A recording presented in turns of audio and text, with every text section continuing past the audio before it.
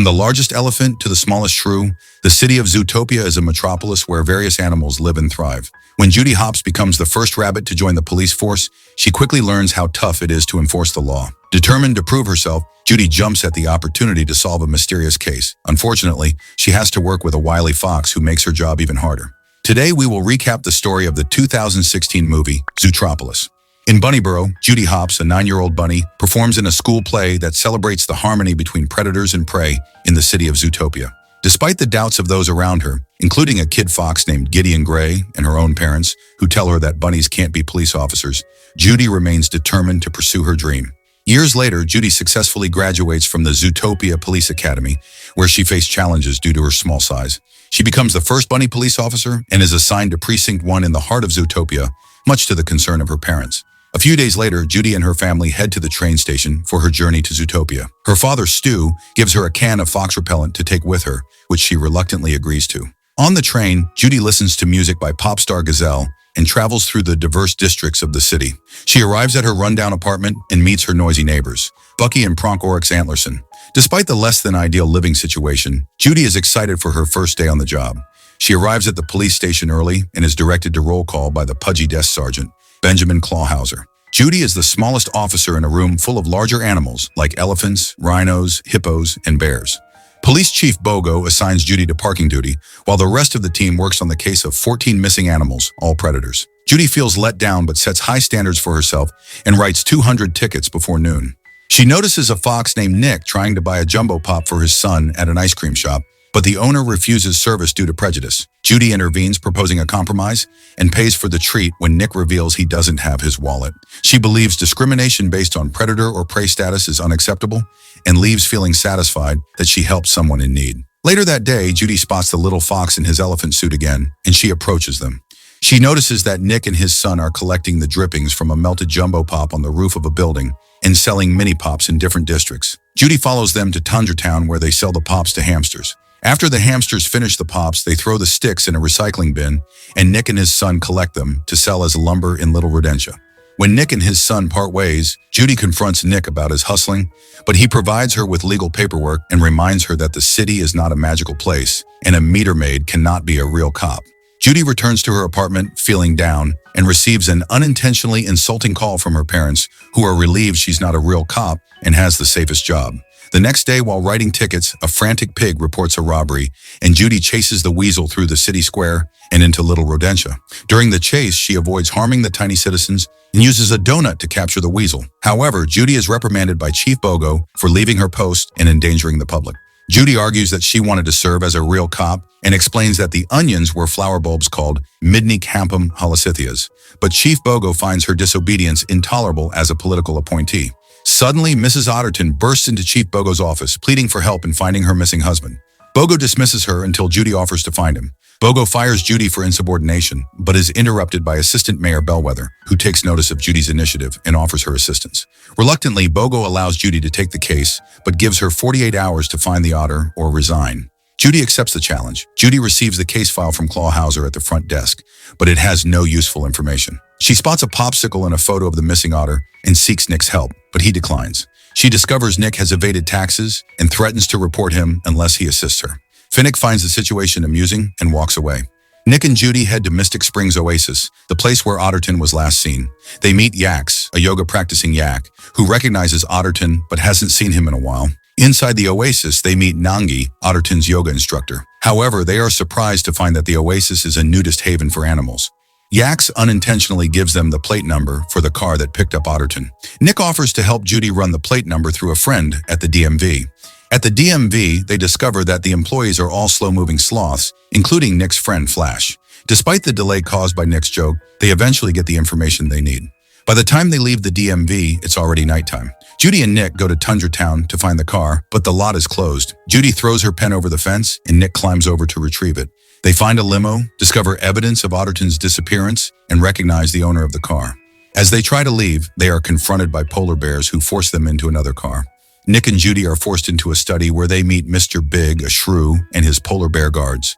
Nick reveals that the car belongs to Mr. Big, with whom he has a troubled history over an expensive rug made from skunk fur. Mr. Big threatens them, but Judy bravely speaks up and promises to find out what happened to Otterton. Mr. Big orders his bears to harm them, but his daughter, Frou Frou, recognizes Judy from the previous day and saves them. In gratitude, Mr. Big explains that Otterton was his florist and disappeared after going crazy and attacking his driver. He directs them to speak with Manchus in the Rainforest District for more information. Nick and Judy visit Manchus, Otterton's limo driver, who tells them about the night howlers Otterton kept talking about before he attacked Manchus. However, Manchus also suddenly goes savage and chases after Nick and Judy. They manage to cuff him to a light pole, but when they return with backup, Manchus is gone. Chief Bogo demands Judy's badge for failing to complete her assignment, but Nick defends her, and they have 10 hours left to find Otterton, and they leave on a gondola to continue their investigation. Over the rainforest, Nick tells Judy that he used to be idealistic like her when he was a child. He had a strong desire to join the Junior Ranger Scouts, and his mother even bought him a new uniform. However, when he showed up to join, he was the only predator and was bullied and silenced by the other animals. From that day on, he made a decision to never let anyone see that they had affected him. He chose to embrace the stereotype of foxes being shifty and untrustworthy. Despite Judy's attempts to console him, Nick remains distant and looks at the traffic below. Suddenly, he realizes that the traffic cameras in the area could help them find out where Manchus was taken. Judy remembers Assistant Mayor Bellwether's offer to help, and they visit her at City Hall.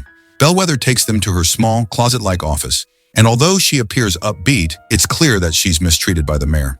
Bellwether opens the Rainforest District traffic camera database for them, but she's interrupted by Lionheart. Nick and Judy use the database to find footage of Manchus being taken by Timberwolves, who they suspect are the Night Howlers. They see the wolves' van disappear in a tunnel, and Nick suggests there's a maintenance tunnel they could have used to avoid being seen. Following the van's trail, they reach Cliffside Asylum, an abandoned building outside of town. They sneak past the guards by inciting a group howl, something the wolves can't resist. Inside, they find a new facility in an old hospital ward, and they follow claw marks on the floor to find 15 cells housing various savage predators, including Manchus and Mr. Otterton.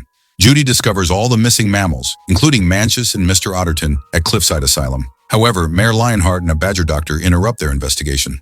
Judy records Lionheart's refusal to come forward with the truth about the predators going savage, but they are discovered and forced to escape through a toilet. Back at the ZPD, they present the evidence to Chief Bogo, leading to the arrest of Lionheart and others involved.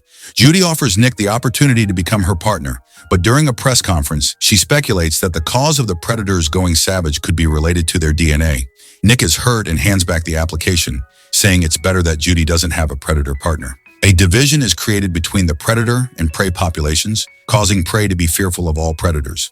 Despite backlash, Gazelle leads a peaceful protest against discrimination. However, savage attacks continue in the city as more predators become primal. Judy feels responsible for the rising tensions between animals and visits Mrs. Otterton in the hospital. At the police station, Bogo summons Judy to meet the new mayor, Bellwether, who wants Judy to inspire hope as the face of the ZPD since 90% of the population in Zootopia is prey. But Judy feels like she's failed to make the world a better place and hands in her badge before leaving. Judy goes back to Bunnyboro and helps her parents at their vegetable stand. Gideon Gray, the pie truck driver, apologizes to Judy for his past behavior, and they reconcile. While talking with her family, Judy learns that the night howlers are actually toxic flowers that make animals go savage. She grabs the keys to the truck and races back to Zootopia. With Finnick's help, she finds Nick sitting beside a bridge. She confesses about the toxic flowers and seeks his help. When Nick seems unmoved, she apologizes and admits she was wrong about him. Nick plays back her recorded apology and agrees to help, erasing it after 48 hours. They go after Duke Weaselton, who had stolen the toxic flowers. Judy catches him and takes him to Mr. Big, who agrees to help in exchange for Judy being the godmother of his future grandchild. Duke reveals that he sold the bulbs to a ram named Doug who operates out of an abandoned rail station. Nick and Judy track down the supplier of the night howlers, a ram named Doug, who is creating a serum from the flowers and selling it to predators to turn them savage. They interrupt Doug while he is preparing a pellet to shoot a cheetah and knock him out of the subway car where he was working. They start the car and drive away, but two rams try to stop them. They manage to knock one off the car, but the other rams his way in. As they leave the tunnel, they face an oncoming train, and Judy kicks the ram into a switch lever to avoid a collision, but the car derails and explodes. However, Nick salvages the briefcase containing the gun that Doug was using to shoot the pellets. They flee from the station and seek refuge in the empty Natural History Museum. Mayor Bellwether and two police rams catch up to them and express gratitude for uncovering the predator conspiracy. However, Judy becomes suspicious of how Bellwether knew where to find the culprits. As they try to leave, Walter blocks their path, revealing that Bellwether was actually the mastermind behind the conspiracy. Judy and Nick run and hide in a corridor, but Judy injures herself on a mammoth tusk.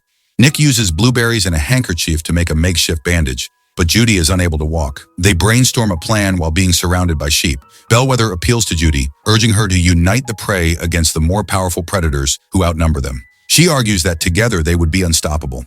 However, as Judy and Nick make a run for it, they are knocked into a sunken diorama and Nick drops the briefcase. Bellwether seizes it, takes aim with a gun, and shoots Nick. Bellwether then calls the police and falsely reports that Officer Judy is down and being attacked by a savage fox. Judy tries to reason with Bellwether, but she insists that fear always works and that predators will be forced out of Zootopia. Nick, in a display of aggression, lunges at Judy, but releases her without harming her. The two reveal that they have switched the serum in the gun with blueberries and have recorded Bellwether's confession on Judy's pen recorder. Bellwether tries to flee but is apprehended by the responding ZPD. The news reports that Bellwether has been charged for orchestrating the savage predator conspiracy. Former Mayor Lionheart is interviewed and claims he was unaware of Bellwether's plot. He defends his actions of caging the savage predators, stating that he did it to protect the city, albeit for the wrong reasons. It is announced that an antidote has been developed with promising results. Judy visits the hospital and witnesses Emmett Otterton recovering and reuniting with his worried wife. Months later, Judy, now a seasoned police officer, gives a speech to the new graduates of the police academy, including Nick Wilde.